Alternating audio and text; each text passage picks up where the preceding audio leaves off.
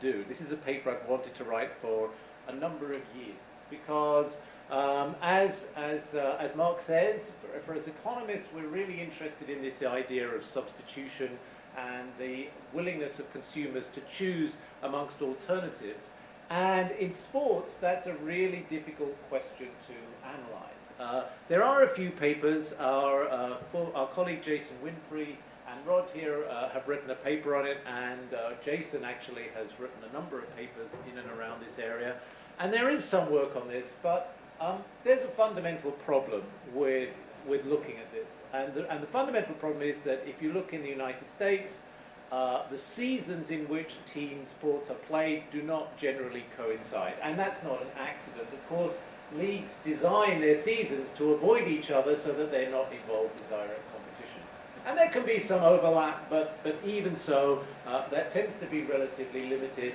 And of course, because in the major leagues in the United States you have so few teams spread across the country, it's a huge country with a relatively small number of teams, there are very few areas where fans can directly substitute amongst alternatives. It's not realistic in many cases in terms of at least attending a game to choose between alternative sports. So there's limited overlap in the United States. And then when you get out of the United States, almost anywhere else in the world you go, soccer is, I describe this, soccer in the rest of the world is mostly a monoculture.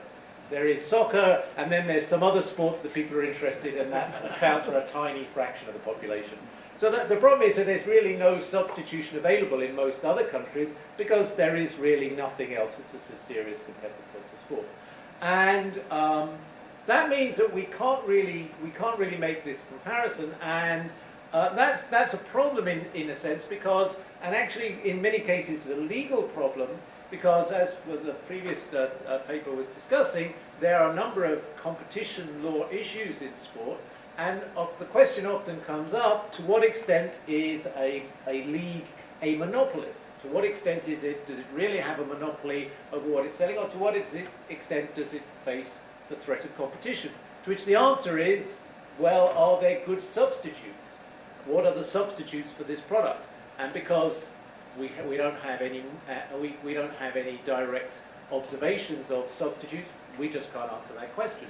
So real problems in antitrust relating to the definition of monopoly and the definition of markets arise and cannot be answered in most of the world. And Korea represents one of the few nations where you can seriously consider doing this, because there is a baseball league and a soccer league, and the two seasons roughly coincide with each other.